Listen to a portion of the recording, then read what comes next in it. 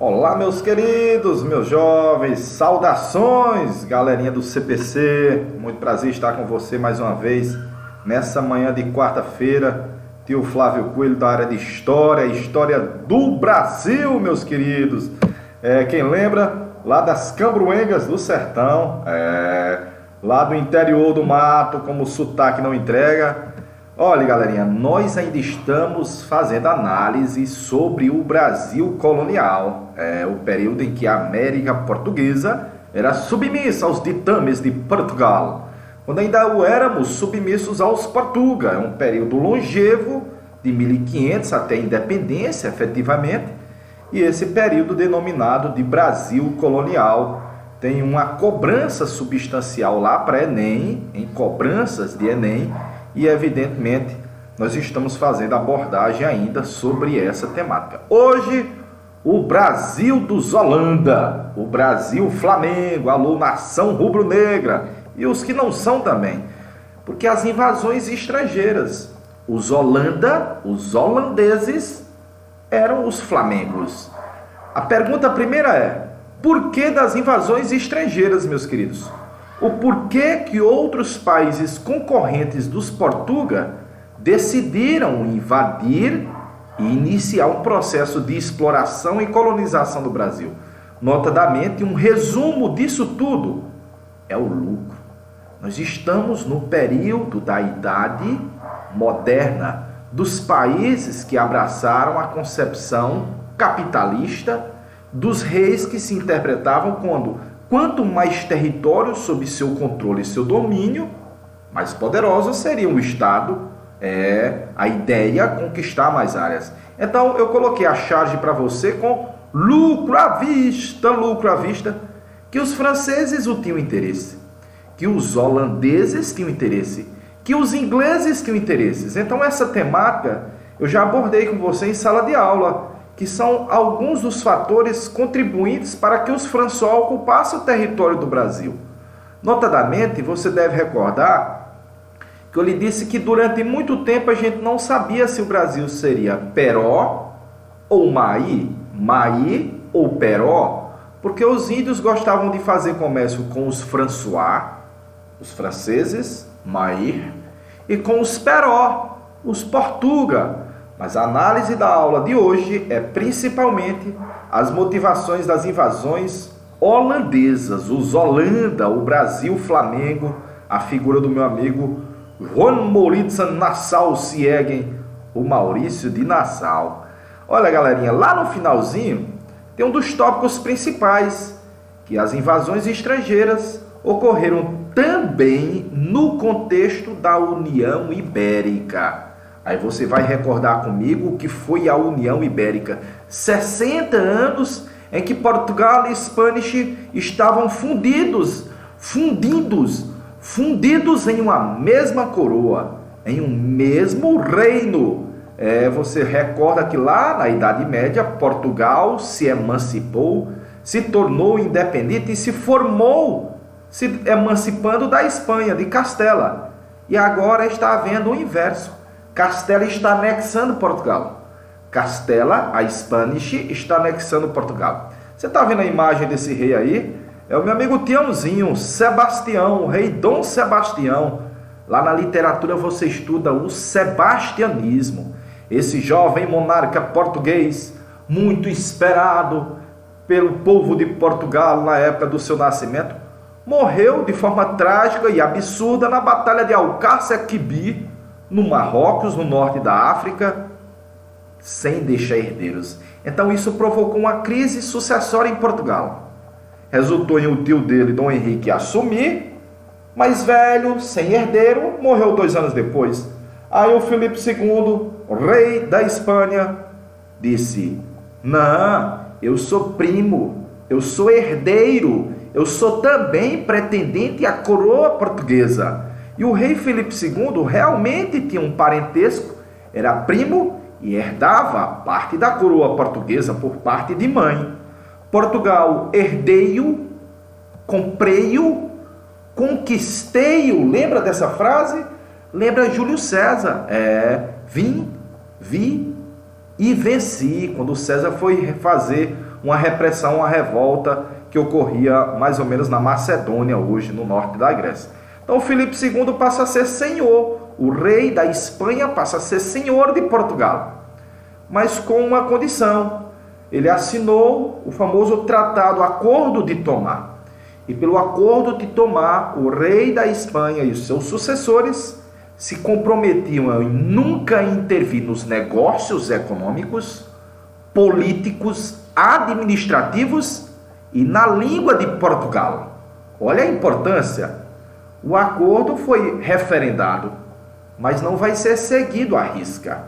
Não vai ser seguido à risca. Então, Filipe II dá início ao período do domínio espanhol em Portugal, o domínio filipino, porque foi o Filipe II, o terceiro e depois o quarto, e é a dinastia dos Habsburgos. Então Portugal está na sua terceira dinastia. Foi a dinastia de Borgonha, lembra? É a dinastia de Avis, agora a dinastia de Habsburgo, a Casa da Áustria, os poderosos da Casa da Áustria.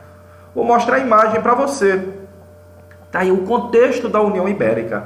Portugal, Spanish estão se aliando. Não era exatamente dessa forma, mas a charge mostra isso. Aí está o brasão do período da chamada União Ibérica.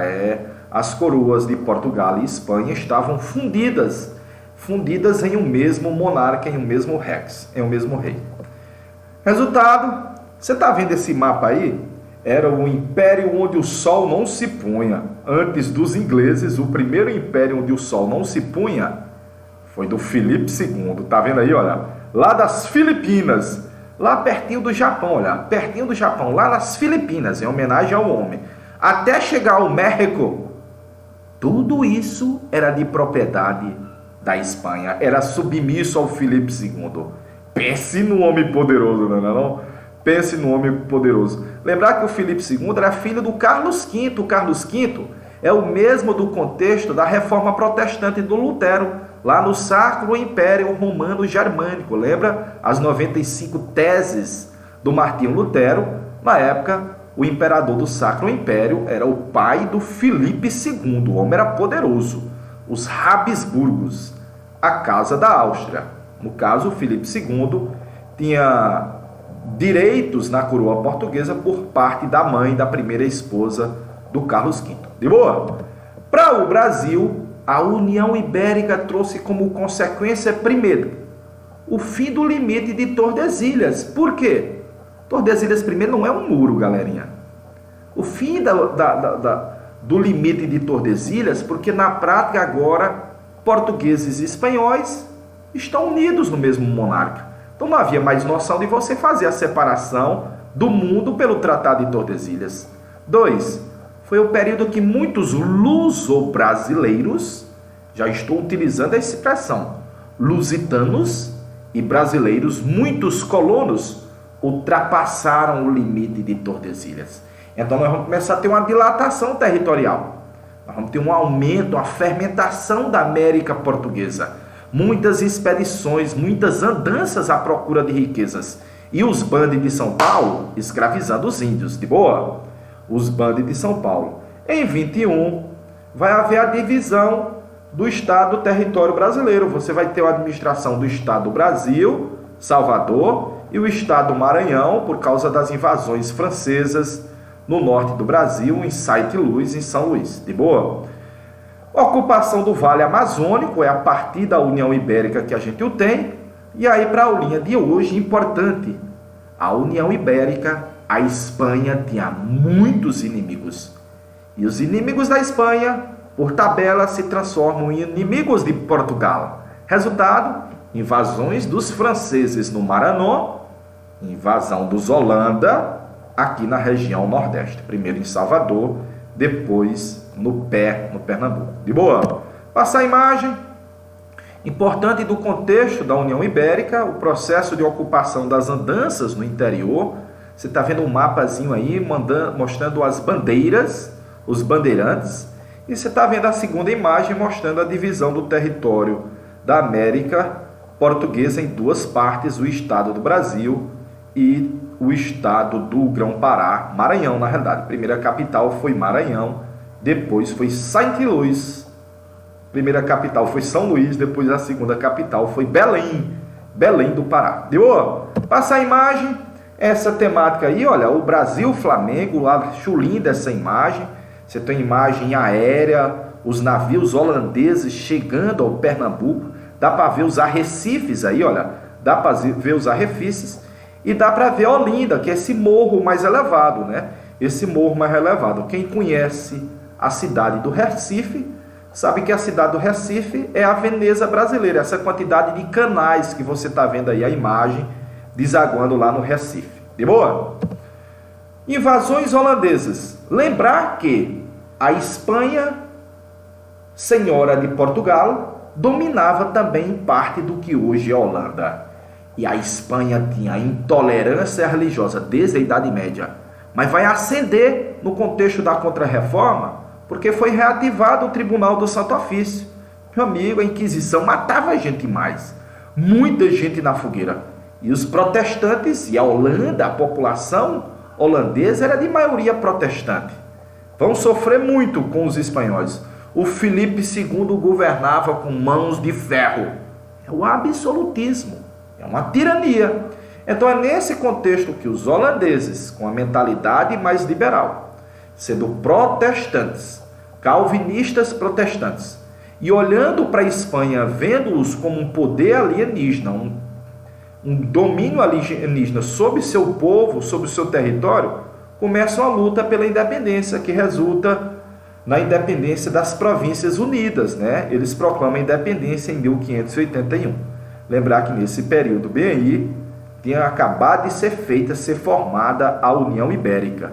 Aí sabe o que foi que o governo da Espanha fez? O governo espanhol fez? Podou o comércio de açúcar que os holandas faziam com os portugueses, que os holandas financiavam. Os holandeses transportavam o açúcar até a Europa e os holandeses faziam o refino do açúcar. A Espanha está acabando de fazer o embargo, está proibindo. Esse é o contexto que vai ser criada a West Indies Company, a Companhia das Índias Ocidentais. E ela vai atuar predominantemente no Atlântico, predominantemente no Brasil e também na costa africana. Angola foi conquistada pelos holandeses durante um certo período. Então esse é o contexto. Diante disso, os holandeses decidem vir para o Brasil. Diante disso, os holandas decidem vir para o Brasil. Aí um quadro alusivo à independência da Holanda, né? 1580. Passando imagem, os holandas no Brasil, a primeira investida é na Bahia. A ideia era simples. Salvador era a capital do Brasil. Era o centro político administrativo. A ideia dos holandas é, se dominar a Bahia, domina o Brasil todinho, velho. Era só uma questão de time. E a região do Recôncavo havia muita produção açucareira, como ainda o há. Então os holandeses decidiram, trouxeram uma esquadra monstra. Em uma semana os holandas dominaram Salvador. Prenderam o governador, mandaram para a Europa. O comandante era Juan van Dort. Eu tinha um colega aqui na capital chamado Van Dort. Aí passou a haver uma resistência por parte dos padres jesuítas, dos padres dos religiosos, que ficavam na região do Recôncavo, atacava e voltava. Atacava e voltava. Parece o Olodum tocando, ó. O Olodum tá hip, o Olodum tá pop, o Olodum tá reggae. Era a chamada Guerra Brasílica. Atacava e voltava. Então, durante o pouco tempo que os holandas tiveram em Salvador, eles não tiveram sossego. Até que a coroa espanhola vai chamar os vassalos, os submissos de várias áreas, e vai mandar mais de 70 navios de guerra para recuperar Salvador, que é a capital do Brasil. Então os holandas passaram menos de um ano em Salvador, foram expulsos, fight. Resultado, os holandeses passaram a fazer o intermédio, a intercepção de navios espanhóis que saíam da região do México, nascia da região da Venezuela, que ia para a Europa, com ouro, com prata. Os holandeses, olha, estavam confiscando, era municiando, era mais recursos para fazer uma nova investida no Brasil. Nova investida no Brasil. A imagem mostra para você pintura dos holandeses, pintura dos Holanda. Está aí a Baía de Todos os Santos sendo tomada pelos holandeses. Bacana? Continuando no Brasil Flamengo, os Holanda estão voltando. E a segunda vez dos Holanda agora não é mais em Salvador. Porque se sabia que a resistência era muito grande. Minha cachorrinha, né? A resistência era muito grande. Então eles vieram para o pé. Que pé? O Pernambuco era a capitania mais próspera por causa da grande produção do açúcar. Então, no piauiês, de Olinda para Holanda ou de Holanda para Olinda, só muda o A por um I. Era só trazer. Nós tivemos uma resistência também dos pernambucanos? Tivemos. O governador do Pernambuco, Matias de Albuquerque, fez também, olha. Lá na zona da mata, no Arraial do Bom Jesus, fez a mesma resistência, olha. Chamava guerra de guerrilha, guerra brasílica. Fight, fight, fight. E durante 4 anos, os holandeses não tiveram sossego no Pernambuco. 4 anos. Só que você está vendo, a guerra prolongada era grande prejuízo para os businesses do açúcar. Era péssimo para o negócio do açúcar. Foi nesse contexto que aumentou, porque a fuga de escravos você já o tinha, mas aumenta o volume de escravos fugitivos que começam a ir para onde? Para Palmares, o Arraial de Palmares. De boa? Até que os holandeses tiveram ajuda fundamental. Domingos Fernandes Calabar, é um mulato, essa imagem aí, a tela é o Calabar. O Calabar era um colono que vivia no Brasil, brasileiro, vamos dizer assim, mulato, que não tinha muito espaço entre os portugueses e que disse, sabe o quê? Vou ajudar os Holanda. Ele conhecia o território como a palma da mão, velho. Conhecia o Pernambuco, parte do Nordeste, com a palma da mão. E ajuda os holandeses. Que ajuda? Como diminuir a resistência do Arraial do Bom Jesus. Então, somente depois da ajuda do Calabar é que, evidentemente, nós passamos a ter um Pernambuco, uma Zuckerlander, uma terra do açúcar dos Holanda. Cuidado, que lá em Portugal, os portugueses, historicamente, criaram a narrativa de que o Calabar era um traíra, era um traidor, era um Judas. Repetindo, os portugueses criam a imagem de que o Calabar era um traidor. Era um Judas, de boa, mas a imagem criada lá pelos portugueses. Bacana? Passar mais outra. Tá aí, olha. Devemos obedecer a quem agora? Aos portugueses? Aos espanhóis? Aos holandeses? O negócio estava difícil, não era não? Os índios aí, os portugueses, os colonos. Ora, olha os negros, não vou obedecer a mais ninguém. Eu vou me mandar para o quilômetro de Palmares. Na época do meu amigo Nassau, essa imagem mostra aí o meu amigo Nassau, na época do Nassau, evidentemente que ocorreram também várias repressões ao Arraial, ao quilombo de Palmares. De boa? Passando a imagem, está aí o meu amigo Domingos Fernandes Calabar, considerado persona non grata para os portugueses, viu? Para os portugueses, que é o que facilita a ocupação de Olinda pelos holandeses. De boa?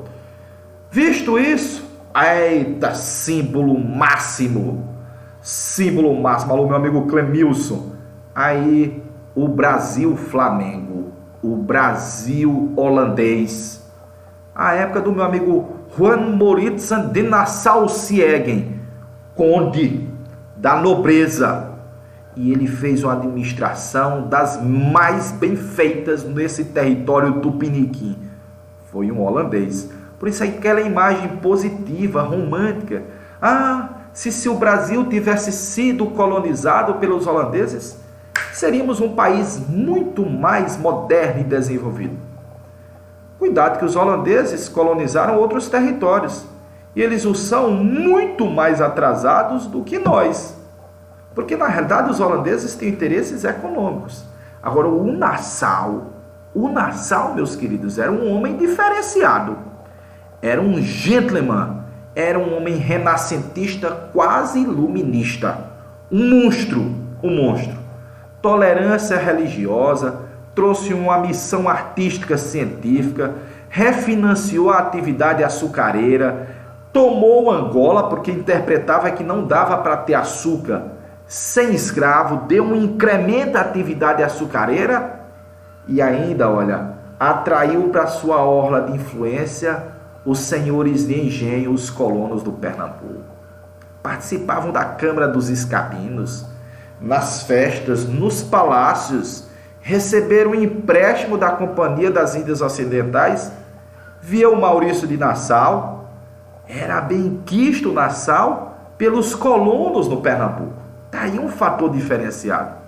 E aí o Nassau não morava em Olinda, ele resolveu se estabelecer num bairro, que era o Recife, a Mauristabe, a cidade Maurícia, e urbanizou o Recife, hospitais, calçamento, observatório astronômico, escolas, show, não é não?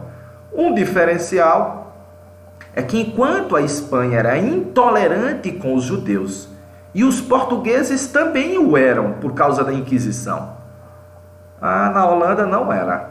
Então muitos judeus que estavam na Holanda eram descendentes ou oriundos de Portugal e de Spanish, fugitivos e com grana.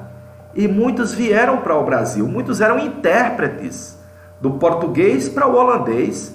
Muitos judeus, a presença de imigrantes judeus e de negociantes, comerciantes judeus no Pernambuco, no Recife. De boa? Vou passar a imagem, tá aí, olha, resumindo o Brasil Flamengo, do meu amigo Nassau, a pujança do açúcar, é o apogeu, é o ápice, a tolerância religiosa, arte, ciência e pesquisa, não esqueça, as construções no Pernambuco, pontes no Recife, ainda hoje, ponte no Recife construída pelos holandeses, o Forte Stromborg ali em Fortaleza, os Holanda andaram também em Fortaleza, construíram um forte militar, fica do lado da Catedral de Fortaleza, escravidão, que era sinônimo de lucros, e a presença dos judeus. É um resumo básico desse Brasil Flamengo, desse Brasil do meu amigo Maurício de Nassau. Meu amigo Maurício de Nassau. Tá aí ele, essa figura nobre, esteve no Brasil, e do Brasil, depois de 7 anos como administrador, governante desse Brasil holandês, ele foi demitido, e quando ele está sendo demitido, ele volta para a Holanda, participaria de negócios na Holanda, mas infelizmente os conselhos que o Nassau deixou para os 3 novos administradores que vieram para o Brasil, os caras não seguiram, viu? Os caras não seguiram. De boa? Vou passar a imagem. Olha aí, ó, navios holandeses conquistando do outro lado do Atlântico a costa atlântica na África, Angola. De boa? Sem negros não há Pernambuco. E sem Angola não há negros. É a dilatação do Brasil holandês, do Brasil Flamengo. De boa? Primeira sinagoga judaica das Américas, fica lá na cidade do Recife. Foi feita uma reconstituição dela, é como se fosse um museu. Tá aí, sinagoga judaica no Recife. As obras do Franz Posse, já coloquei algumas outras em outras aulas, em outros slides. Aí o Engenho da Paraíba, veja a bandeirazinha. Deu para perceber a bandeira holandesa, galera. Bandeira holandesa, de boa? Tá aí o Engenho do Pernambuco, de Itamaracá, mostra o que é uma roda d'água em um engenho real. Tá aí mais outro engenho do Pernambuco, também um engenho real. Aí o Alberto Ecolde, a flora brasileira e típicos do Brasil, índios tupi e tapuias. Vamos expulsar os holandeses? Vamos dar um fight nele? Você chama insurreição pernambucana. Repetindo, insurreição pernambucana é a denominação dada para a luta, a guerra que resulta na expulsão dos Holanda. Os pernambucanos estão insurretos, se insurgem, não aceitam mais a presença dos Holanda. E lá no Pernambuco eles enaltecem demais esse feito, feito por eles, inicialmente, predominantemente por eles, sem a ajuda de Portugal. Por quê? Porque em 1640 acabou a União Ibérica. Dom João IV, Duque de Bragança, restaurou o trono português e disse: não, Portugal não é mais submisso à Espanha. Só que a Espanha não aceitou, galera. A Espanha não reconhece e começa a fazer uma guerra com Portugal. Então Portugal vai ter que ganhar novos aliados e vai ter que se esquivar de outros conflitos para garantir a autonomia do país, a independência de Portugal em relação à Espanha. Portugal fez um acordo com a Holanda, era uma trégua de 10 anos. Então, por 10 anos, os portugueses não iriam reclamar sobre os holandeses em relação às áreas que os holandeses haviam invadido de Portugal, como o Brasil, como Angola. Tudo bem? Aí, em 44, o Nassau foi demitido, literalmente demitido. As más línguas dizem que a Companhia das Índias Ocidentais, e lá, na Holanda, se interpretava que ele estava muito poderoso, muito benquisto, e pudesse requisitar um trono e tornar-se rei desse Brasil Flamengo. Deu para entender?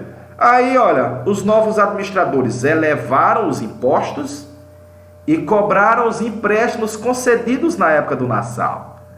Ah, meu amigo, para os produtores do açúcar no Pernambuco, eles diziam: velho, é a mesma coisa que os portugueses faziam com a gente.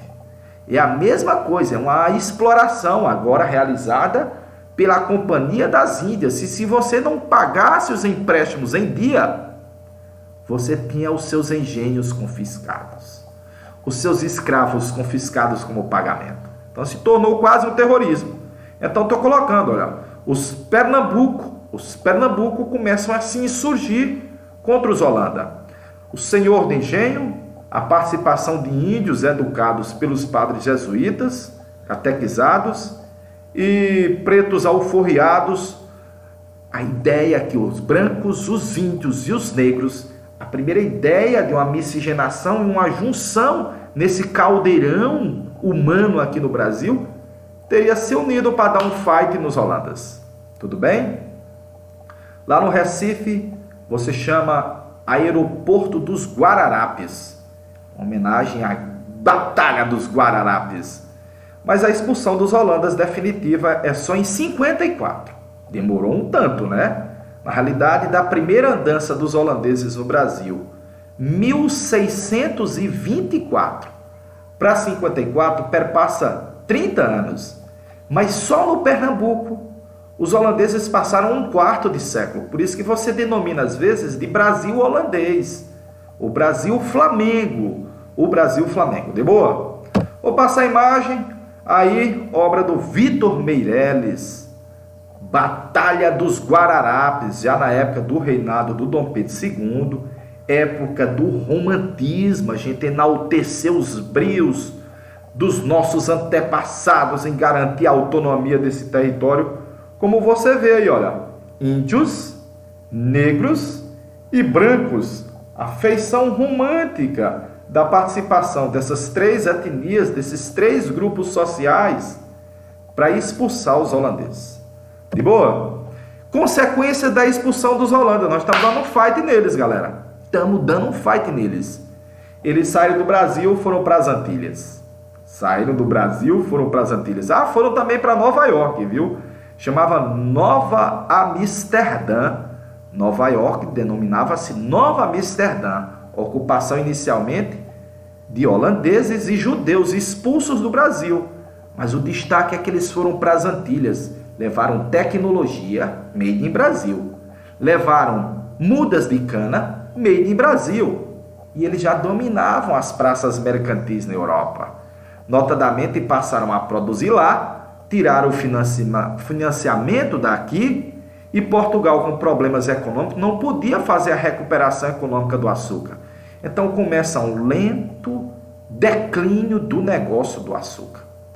Que o resultado, a gente vai ter que procurar uma solução para a economia da colônia. Busca de riquezas nos sertões. É o processo de interiorização. É a dilatação da América Portuguesa. De boa? Salvador Corrêa de Sá, governador do Rio de Janeiro, retomou Angola,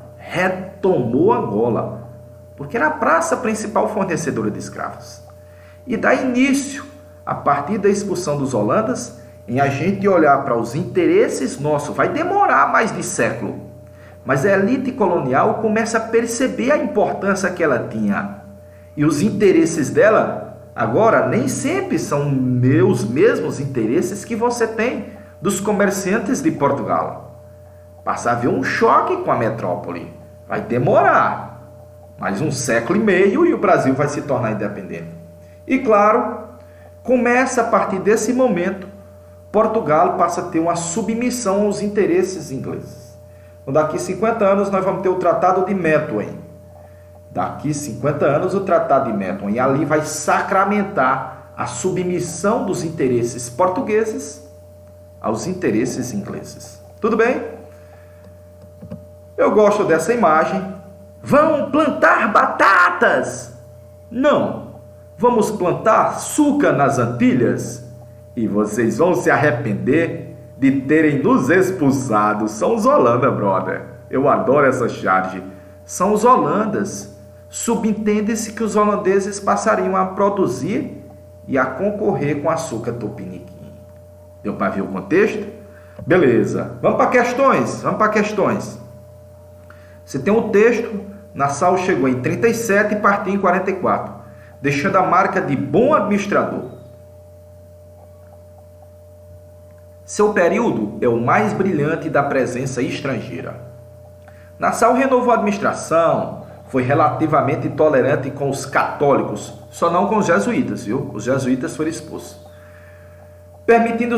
Permitindo-lhes o livre exercício do culto, como também aos judeus.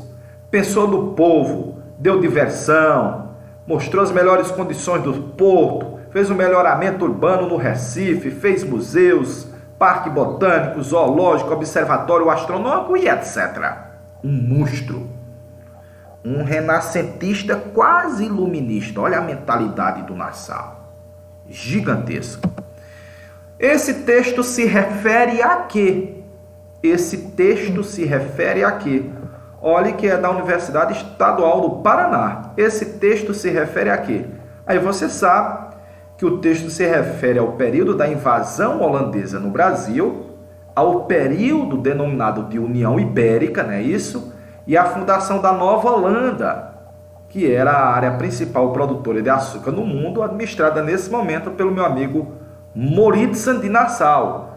Na realidade, olha, puritanos ingleses não é, porque o Nassau era holandês. A letra 6, invasões holandesas, não francesas.